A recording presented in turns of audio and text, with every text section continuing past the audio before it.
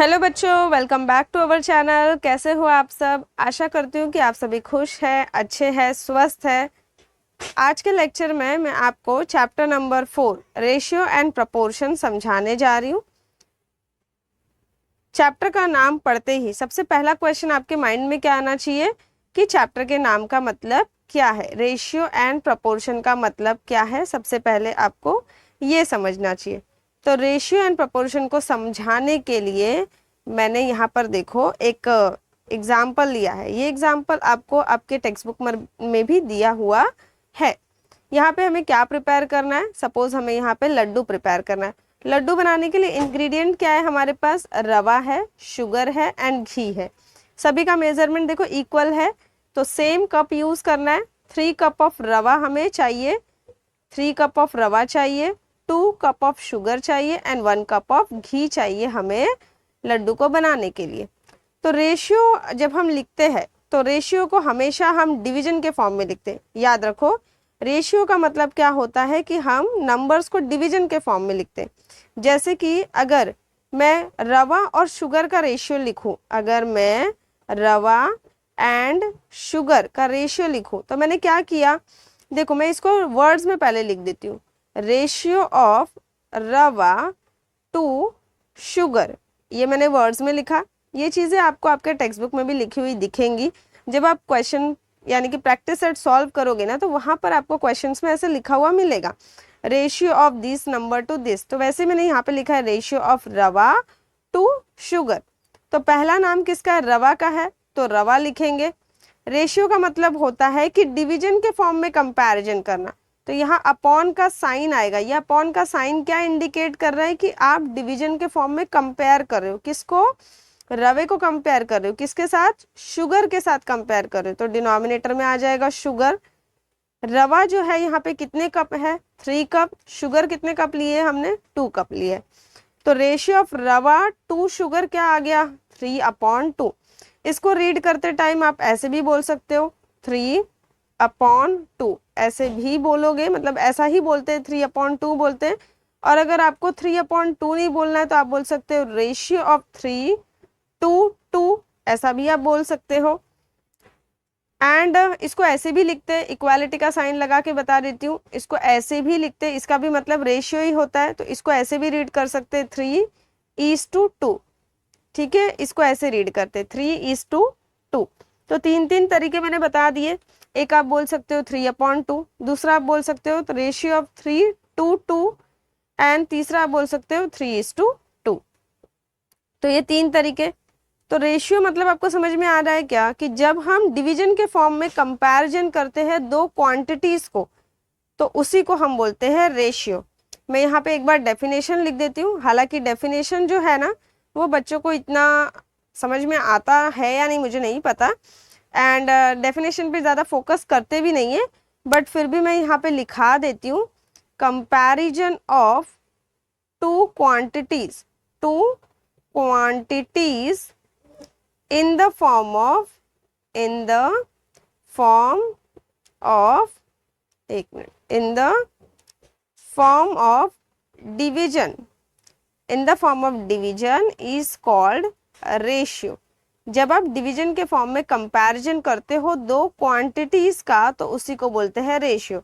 जैसे A/B, ये क्या है? एक रेशियो है। A एंड बी को, ये दोनों क्या है? क्वांटिटीज है। अब क्वांटिटीज अगर यहाँ नहीं समझ में आ रहा तो एग्जांपल देख सकते हो। जैसे रवा क्वांटिटी है, शुगर क्वांटिटी है, घी क्वांटिटी है। तो रवा एंड शुगर का जो रेशियो मिला वो कितना मिला? 3:2 मिला। वैसे ही अगर मैं बोलूँ कि शुगर एंड घी का रेशियो कितना मिलेगा, शुगर एंड घी का रेशियो कितना मिलेगा, तो शुगर है 2 कप एंड घी है 1 कप, तो 2:1 मिल गया। तो रेशियो का मतलब होता है कि जब आप डिवीजन के फॉर्म में कंपैरिजन करते हो दो नंबर्स को। वैसे ही लेटर्स का भी यूज करते हैं। जैसे A/B क्या है? रेशियो ऑफ A/B है। अगर मैंने लिखा P/Q, तो ये भी क्या है? ये भी एक रेशियो ही है। अगर आप इसको चाहो तो P/Q भी बोल सकते हो। आप चाहो तो इसको ऐसे P/Q भी लिख सकते हो और इसको रीड कर सकते हो P/Q, ऐसे भी बोल सकते हो। एंड इसको एक और तरीका है बोलने का, ratio of P to Q। ऐसा भी बोल सकते हो। तो अलग अलग तरीके हैं, जिसको जैसे समझ में आता है। ठीक है, तीनों ही वैलिड है।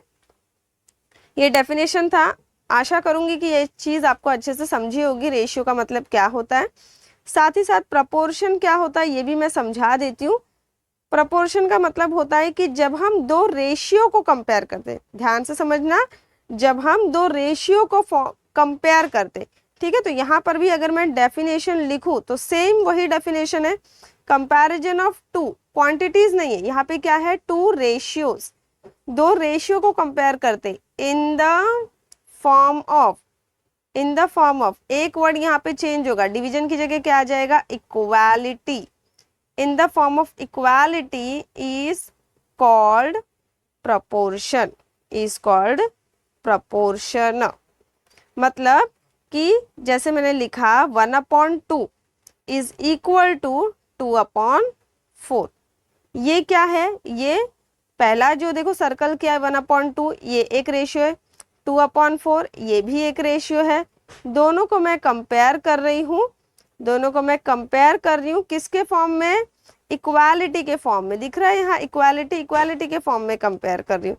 तो क्या हो गया, ये पूरा पूरा, ये पूरा क्या बन गया है, ये पूरा एक प्रपोर्शन है। क्या है, ये पूरा एक प्रपोर्शन है। तो जब हम दो रेशियो को कंपेयर करते हैं इक्वालिटी के फॉर्म में, उसको बोलते हैं प्रपोर्शन।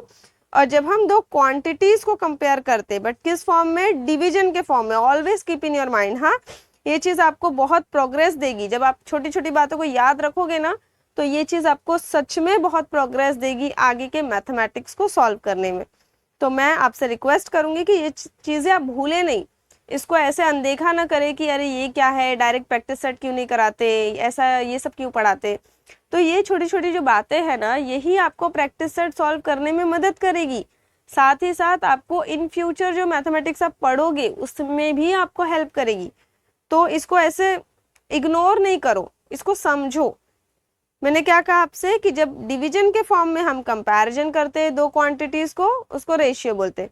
जब इक्वालिटी के फॉर्म में कंपेयर करते हैं दो रेशियो को, तो उसको बोलते हैं प्रपोर्शन। चलिए, फिर भी मैं डिस्क्रिप्शन में लिख दूंगी कि प्रैक्टिस सेट कहाँ से स्टार्ट हो रहा है, टाइमलाइन बता दूंगी। जिन बच्चों को नहीं समझना है वो डायरेक्ट प्रैक्टिस सेट पे जंप कर सकते हैं। अब आ जाती हूँ प्रैक्टिस सेट के क्वेश्चन सॉल्व कराने के लिए। एंड ये भी बता देना मुझे कि ये ग्रीन कलर का स्क्रीन जो है ये आपको सुटेबल है या नहीं, क्योंकि देखो इसके ऊपर है ना एक कर्सर जो दिख रहा है ना, एरो, आपको एरो इजीली मूव होता हुआ दिखाई दे रहा है, इसलिए मैंने ग्रीन रखा है। अदर जो कलर्स है ना उन पर एरो अच्छे से दिख नहीं रहा है, इसलिए मैंने ग्रीन ही कलर रखा है, क्योंकि ग्रीन वाले पर ये इजीली दिख रहा है। देखो स्क्रीन पर आप लोगों को दिख रहा होगा प्रैक्टिस सेट 4.1। 4.1 का पहला क्वेश्चन है, from the following pair of number find the reduced form of ratio. Reduced form find out करने बोला है, तो इससे आपको समझ में आना चाहिए कि ऑलवेज जो रेशियो है वो रिड्यूस्ड फॉर्म में नहीं होता। ठीक है, अगर मैंने बोला 2/4 तो ये भी एक रेशियो ही है, और अगर इसको रिड्यूस्ड कर दो 2 1 2 2 2 4 तो 1/2 क्या हो जाएगा, रिड्यूस्ड फॉर्म बन जाएगा। तो ये थोड़ी डीप में बातें मैं आपको समझा दे रही हूँ कि रिड्यूस्ड फॉर्म में ऑलवेज रेशियो नहीं एग्जिस्ट करता है, ये किसी भी फॉर्म में हो सकता है, इसको हम रिड्यूस्ड कर सकते हैं।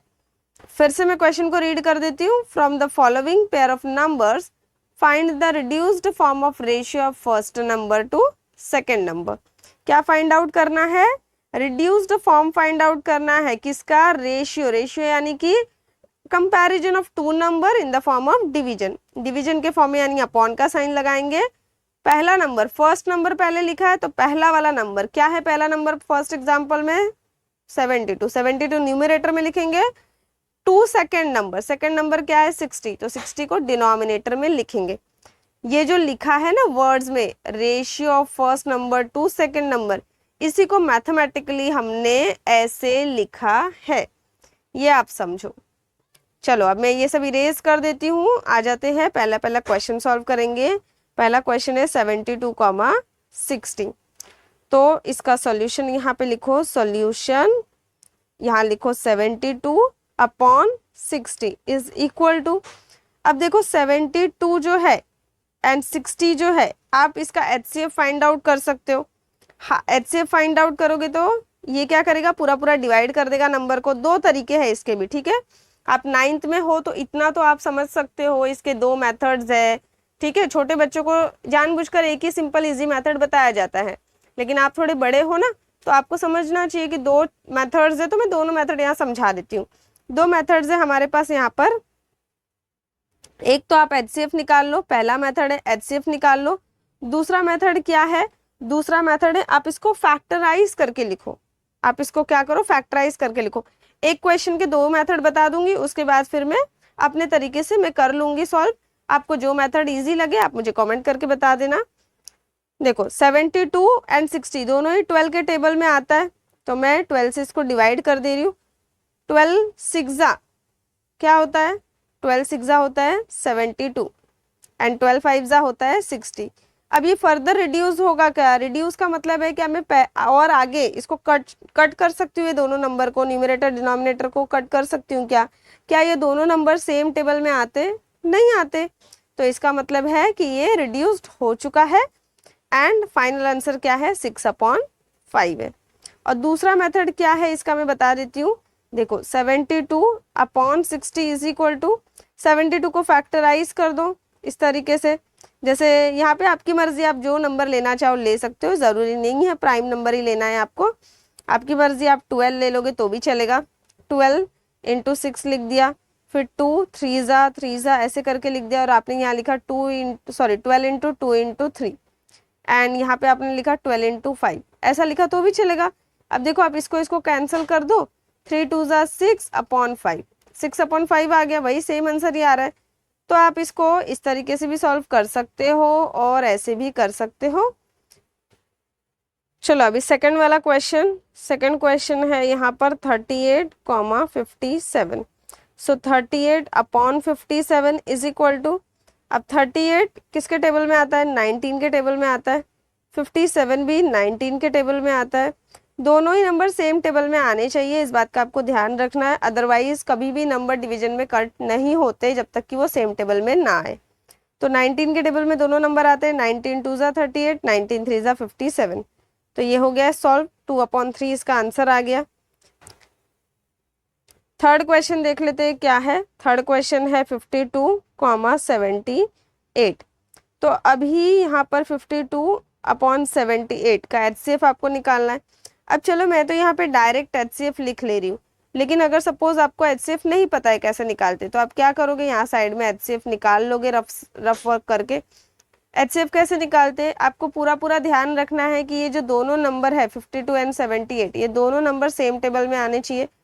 तो इसको हम डिवाइड करना शुरू करते हैं। देखो यहाँ पे मैं नंबर 2 ले रही हूँ, 2 2 4, 1 शिफ्ट कर दिया मैंने यहाँ पे, देखो एरो में डिनोट करी 1, 5 में से 4 चला गया, 1 मैंने यहाँ शिफ्ट किया, 12 बन गया, 2 6 12, 2 3 6, 1 मैंने शिफ्ट कर दिया, 2 9 18। नाउ 26 एंड 39 दोनों किसके टेबल में आते हैं, 13 के टेबल में आते हैं। 13 2 13, 3 अब 2 एंड 3 ये क्या दोनों नंबर एक साथ डिवाइड हो रहे, नहीं डिवाइड हो रहे। तो अब आपको यहाँ पे स्टॉप करना है और यहाँ पे जो भी नंबर आपको मिला है उन दोनों को आपको मल्टीप्लाई करना है। तो 26 क्या मिला, HCF मिला। अब आप 52 एंड 78 दोनों को 26 से डिवाइड करोगे तो 52 2 मिलेगा, सॉरी 26 2 मिलेगा 52, 26 3 मिलेगा आपको 78। तो ये हो गया सॉल्व। तो ऐसे भी कर सकते हो आप, HCF साइड में निकाल लो फटाफट फटाफट रफ वर्क करके, या तो फिर आप ये सेकंड वाला मेथड यूज करो, ये भी बेस्ट है। तो ये हो गया फर्स्ट क्वेश्चन। अब मैं इरेज करूंगी, या तो फिर मैं यहाँ पर क्वेश्चन नंबर 2 आपको दिखा देती हूँ। देखो क्वेश्चन नंबर 2 आपको दिख रहा है, find the reduced form of the ratio of first quantity to second quantity. Again ratio मतलब अपॉन के फॉर्म में लिखना है, किसको किसको लिखना है, अपॉन के फॉर्म में। यहाँ लिखा भी हुआ है of the first quantity to second quantity, यानी पहली क्वांटिटी और दूसरी क्वांटिटी, इन दोनों का हमें रेशियो निकालना है यहाँ पे, और वो रेशियो रिड्यूस्ड फॉर्म में। देखो 700/308 ये ऑलरेडी एक रेशियो है, लेकिन क्वेश्चन क्या दिया है कि रिड्यूस्ड करना है, समझो ध्यान से, रिड्यूस करना है, ठीक है। देखो पहला क्वेश्चन है, क्वेश्चन नंबर 2 का पहला क्वेश्चन है 700 रुपीज़ कॉमा 308 रुपीज़। तो यहाँ पर सॉल्यूशन में आप क्या करोगे, सॉल्यूशन में आप लिखोगे 700 अपॉन 308 इज इक्वल टू, अब मैं सेकेंड मेथड से कराऊंगी क्योंकि सेकेंड मेथड मुझे इजी लग रहा है, ठीक है। तो 700 को मैं लिख सकती हूँ, मैं डायरेक्ट ही लिख रही हूँ, ठीक है। 10 multiply by 7 become what 70 and 70 multiply by again 10 कितना होता है 700 होता है, तो 10 को मैं 5 इंटू 2 करके लिख दे रही हूँ। देन 308 को आप कैसे लिखोगे, तो 308 जो नंबर है इसको इस तरीके से डिवाइड कर लो, ठीक है। डिवाइड कर लेते हैं, 2 से करेंगे तो 2 1 ज़ा 2, 2 5 ज़ा 10, 2 4 ज़ा, फिर से 2 करेंगे तो 2 7 ज़ा 14, 1 गया, 2 7 ज़ा 14, 11 से करेंगे 7 7 1, तो 2 इंटू 2 इंटू 11 इंटू 7, ये इससे कैंसिल हो गया, ये 2 इससे कैंसिल हो गया, ये 2 1 ज़ा 2, 2 5 ज़ा 10, तो बचा क्या है यहाँ पे 5 5 ज़ा 25 अपॉन 11, क्या आया रेशियो, रेशियो आ गया 25 अपॉन 11। चलो सेकंड वाला क्वेश्चन देखो क्या है, इसी को ना तुम ऐसे भी करके लिख देना आगे 25:11, ठीक है, इसके इक्वल भी यही है। अब सेकंड वाला क्वेश्चन क्या है, सेकंड क्वेश्चन है 14 रुपीज़ एंड 12 रुपीज़ 40 पैसे, लिखने नहीं हो रहा है, देखो अच्छे से लिख देती हूँ, 12 रुपीज़ 40 पैसे। अब देखो यहाँ पर जो यूनिट है वो रुपीज़ का है, यहाँ पर जो यूनिट है वो रुपीज़ भी दिया है, पैसे भी दिया है। जब भी हम रेशियो फाइंड आउट करते हैं ना, क्वांटिटीज़ हमेशा सेम यूनिट में होनी चाहिए, बट यहाँ पर तो एक, दोनों में से एक का जो है क्वांटिटी का यूनिट अलग अलग है, तो क्या करेंगे सेम यूनिट में लेके आएंगे।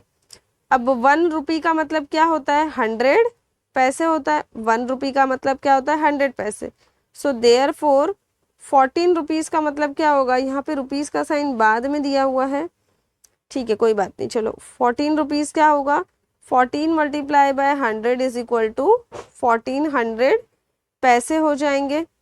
सिमिलरली उसी तरीके से 12 रुपी एंड 40 पैसे बोला है, तो क्या करेंगे 12 मल्टीप्लाई बाय 100 प्लस 40 करेंगे, 12 इंटू 100 बिकम 1200 प्लस 40 कितना हो जाएगा 1240, आ गया सेम यूनिट में। अब हम इसको यहाँ पे लिखेंगे 1400 पैसे, ठीक है, इसके पहले मैंने यूनिट लिखा नहीं था, आप चाहो तो लिख भी सकते हो, नहीं लिखोगे तो भी चलेगा, तो ये यूनिट अपने आप ही कैंसिल हो जाते, तो इसको इरेज कर देती हूँ, ठीक है, इसको इरेज कर देती हूँ। 1400 अपॉन 1240 क्या हो जाएगा, इसका हमें रेशियो निकालना है, रिड्यूस्ड फॉर्म निकालना है इसका हमें, तो हम इसको लिख देते हैं 7 इंटू 2 कितना हो गया 14 इंटू 100 चाहिए, तो 100 को मैं लिख देती हूँ 25 इंटू 4 अपॉन 1240 को मैं यहाँ पे फैक्टराइज करती हूँ, तो किससे करेंगे 4 से करते हैं, 4 3 ज़ा 12, 4 1 ज़ा 4 एंड 0 एज इट इज़। अब 2 से कर देती हूँ, 2 1 ज़ा 2, ठीक है, 10 से भी कर सकते हैं तो 10 से करती हूँ, 10 3 ज़ा 30, 1 चला गया, 10 1 ज़ा 10, 31 1 ज़ा 31, तो यहाँ आ गया 4 इंटू 10 इंटू 31। अब ये 4 4 कैंसिल हो गया, 2 1 ज़ा 2, 2 5 ज़ा 10, 5 1 ज़ा 5, 5 5 ज़ा 25, कितना बचा न्यूमरेटर में 7 इंटू 5 ये बचा है, एंड डिनोमिनेटर में बचा है 31, so which is equal to 35 upon 31 हो जाएगा, and which is equal to 35 is to 31, तो ये हो गया सेकंड वाला सॉल्व। सेकंड वाला जो है इसका पूरा फुल आंसर मैं शो कर देती हूँ आपको, देखो यहाँ से शुरू किया है और यहाँ पर फिनिश हो गया। देन अब थर्ड क्वेश्चन पे आ जाते हैं, तो थर्ड क्वेश्चन है 5 लीटर एंड 2500 मिलीलीटर, तो लीटर को मिलीलीटर में चेंज करेंगे, 1 लीटर इज इक्वल टू कितना मिलीलीटर होता है 1000 मिलीलीटर होता है, तो 5 लीटर कितने मिलीलीटर होगा 5 मल्टीप्लाई करेंगे 1000 से which is equal to 5000 millilitre हो जाएगा। तो अब 5 लीटर, 1 मिनट, 5 मिलीलीटर अपॉन क्या हो जाएगा 2005, सॉरी 5 मिलीलीटर नहीं लिखना है हमें, आप ऐसे लिख सकते हो 5 litre upon 2500 millilitre is equal to 5000 millilitre upon 2500 millilitre. अब मिलीलीटर मिलीलीटर कैंसिल हो गया तो यहाँ आ जाएगा 5000 अपॉन 2500। देखो 5000 अपॉन 2500, इसको ना आप ऐसे भी सॉल्व कर सकते हो कि आप इसको डिवाइड कर दो, ये 2 0 कैंसिल हो गया, 25 1 25, 25 2 50 which is equal to 2 upon 11 and which is equal to 2:1। आप इसको ऐसे भी सॉल्व कर सकते हो, ठीक है। सो फोर्थ क्वेश्चन है 3 years 4 month 5 years 8 month। तो अब यहाँ पर भी देखो यूनिट अलग अलग लिखा है, तो इसको सिंगल यूनिट में लेकर आएंगे तो हम ईयर को भी मंथ में कन्वर्ट कर देंगे। So 1 year is equal to how many month, 12 month होता है। 1 year is equal to 12 month होता है। तो 3 years इज इक्वल टू क्या हो जाएगा, 3 multiply by 12 which is equal to 36 month plus 4 भी ऐड करना है यहाँ पे। तो एक काम करते हैं, इसको ऐसे लिखते 3 years 4 month is equal to लिखेंगे 3 into 12 plus 4 which is equal to 36 plus 4, it means 40 month। And then 5 years 8 month लिखना है। So 5 multiply by 12 plus 8, 12 5 60 plus 8 68 months हो जाएगा यहाँ पे। तो अब हमें रेशियो निकालना है, तो यहाँ आप लिख सकते हो 3 years 4 months अपॉन 5 years। देखो इसके पहले मैं यूनिट नहीं लिख रही थी, आप नहीं लिखोगे तो भी चलेगा, बट क्या होता है कि अगर क्वेश्चन 3 मार्क्स का 2 मार्क्स का है so you should write some things, तभी तो मार्क्स मिलेगा। जब कुछ लिखोगे ही नहीं, डायरेक्ट सॉल्व कर दोगे तो मार्क्स नहीं मिलेगा पूरा। 1 मार्क्स का है तो अवॉइड कर दो, लेकिन अगर 2 मार्क्स का है तो लिखो। तो 3 years 4 month upon 5 years 8 month is equal to क्या हो जाएगा, देखो ऊपर 40 मंथ्स आ जाएगा और नीचे आ जाएगा 68 मंथ। आप इसको यहाँ पे ऐसे भी लिख सकते हो मंथ्स, यहाँ पर भी मंथ्स। अब ये कैंसिल हो गया विच इज इक्वल टू 48 लिख दिया मैंने, 40 अपॉन 68। अब मैंने आपको क्या बोला, या तो इसको फैक्टराइज कर दो, या तो HCF निकालो, या तो और दूसरा तरीका क्या है कि कट शॉर्ट कर दो यहीं पर, ये भी मेथड सही है। जैसे कि 4 के टेबल में आता है 40 10 टाइम्स में, 4 के टेबल में 68 आता है या नहीं चेक कर लेते। देखो 4 1 जा 4, 6 में से 4 चला गया तो 2 यहाँ शिफ्ट हो गया, 2 and 8 बिकम 28, 4 5 जा 20, 4 6 जा 24, 4 7 जा 28, तो यहाँ 7 आ गया। तो ये क्या बन गया, ये बन गया 10 upon 17 which is equal to 10:17। तो ये हो गया फोर्थ क्वेश्चन सॉल्व। देखो नेक्स्ट क्वेश्चन है 3.8 kg 1900 ग्राम। तो kg को हम ग्राम में चेंज करेंगे, सेम यूनिट में लाना है दोनों क्वांटिटीज को।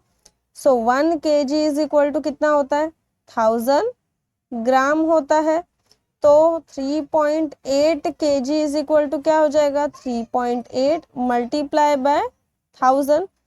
अब जब हम 2 को मल्टीप्लाई करते हैं 100 से तो डायरेक्टली लिखते हैं ना 200, 5 को मल्टीप्लाई करते हैं 100 से तो भी डायरेक्टली लिख देते हैं 500, तो यहाँ पर भी लिख दो। समझो कि यहाँ डेसिमल पॉइंट है ही नहीं, एरो दिख रहा है, समझो कि डेसिमल पॉइंट नहीं है। तो 38 मल्टीप्लाई बाय 1000 कितना होता है, 38,000। अब इस नंबर में एक डिजिट के बाद डेसिमल पॉइंट है ना, तो यहाँ पर भी एक डिजिट के बाद, पीछे से एक डिजिट के बाद डेसिमल पॉइंट लगा दो, तो ये कितना बन गया, 3800 बन गया। इट मीन्स 3.8 kg कितना होगा, 3800 ग्राम्स होगा। समझा। चलो अब इसका हम रेशियो निकालेंगे, तो हम यहाँ लिखेंगे 3.8 kg upon 1900 grams is equal to 3800 grams upon 1900 grams which is equal to क्या हो जाएगा, ये तो कैंसिल हो गया, 3800 अपॉन 1900। अब ये 2 0 कैंसिल हो गए, 19 1 19, 19 2 38, तो क्या मिला 2/1 विच इज इक्वल टू 2:1। कितना सिंपल है सोचो। देखो नेक्स्ट क्वेश्चन है 7 मिनट्स 20 सेकेंड्स, 5 मिनट्स 6 सेकेंड्स। तो अगेन दोनों क्वांटिटी का हमें यूनिट सेम करना है, तो हम यहाँ पर चेंज करेंगे। 1 मिनट इज इक्वल टू कितने सेकेंड होते हैं, 60 सेकेंड्स होते हैं। 1 मिनट का मतलब होता है 60 सेकेंड्स। तो 7 मिनट 20 सेकेंड क्या बन जाएगा, 7 मल्टीप्लाई बाय 60 प्लस 20, 7 इंटू 6, 7 6 जा 42, 0 एज इट इज, प्लस 20, कितना बन गया ये 440 सेकेंड्स बन गया। क्या बन गया 440 सेकेंड्स। एंड 5 मिनट 6 सेकेंड क्या हो जाएगा, 5 मल्टीप्लाई बाय 60 प्लस 6, 5 6 जा 30, 0 एज इट इज, प्लस 6, तो ये बन गया 306 सेकेंड्स। अब यहां पर लिखेंगे हम 7 मिनट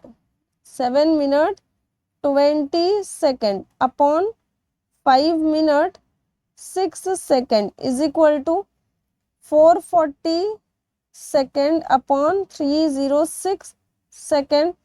सेकेंड गेट कैंसल, क्या बचा 440 अपॉन 306, एंड इसको कैंसिल कर सकते हो, देखो 2 से कर देती हूँ कैंसिल, एंड हाँ 3 से तो नहीं होगा, ये 4 से भी नहीं होगा, तो 2 से ही करती हूँ। देखो 2 1 जा 2 2 जा 4, 2 2 जा 4, 0 एज इट इज, देन 2 15 जा 30, 2 3 जा 6, देन फर्दर ये 11 से भी कैंसिल नहीं हो रहा है, 12 से भी नहीं हो रहा है, फर्दर ये कैंसिल नहीं होगा बच्चों, तो 220 अपॉन 153 ही आएगा विच इज इक्वल टू 220:153। तो मैं ज्यादा क्वेश्चंस नहीं करा रही हूँ आपको, मैंने क्वेश्चन नंबर 1 एंड 2 ही कराया है प्रैक्टिस सेट 4.1 का। इसके आगे थोड़ा लेंदी वीडियो बना दूंगी मैं आपके लिए, जहाँ पे मैं सारे क्वेश्चन करा दूंगी 4.1 के। बट मुझे आप लोग कमेंट करके बताना कि ये वीडियो आपको कैसा लगा। साथ ही साथ आप मुझे ये बैकग्राउंड के बारे में भी बताना कि ग्रीन कलर का बैकग्राउंड इजीली विजिबल है या नहीं, क्योंकि अगर मैं स्क्रीन वाइट कर देती हूँ ना, मैं आपको शो करती हूँ वाइट करके, कि अगर देखो स्क्रीन मैंने वाइट कर दिया, बैकग्राउंड कलर अगर मैंने यहाँ पे वाइट कर दिया, तो क्या होगा, देखो ये जो आपको एरो है दिख रहा है, एरो, ये एरो कैसा दिख रहा है आपको, ठीक है। और यही अगर मैं ग्रीन कर देती हूँ ना, तो ये एरो आपको कैसा दिख रहा है। तो इसलिए मैं आपको बोल रही हूँ कि एक बार मुझे सजेस्ट करना। मेरे अकॉर्डिंग तो मुझे लग रहा है ग्रीन ज्यादा अच्छा है, इसमें एरो इजीली विजिबल है। तो चलिए लेक्चर यहीं पे एंड करते हैं, मिलते हैं नेक्स्ट लेक्चर में, तब तक के लिए अपना ख्याल रखिए। एंड वीडियो पसंद आए तो वीडियो को लाइक जरूर करना, चैनल को सब्सक्राइब करना, वीडियो अपने फ्रेंड्स के साथ शेयर करना है। तब तक के लिए बाय बाय।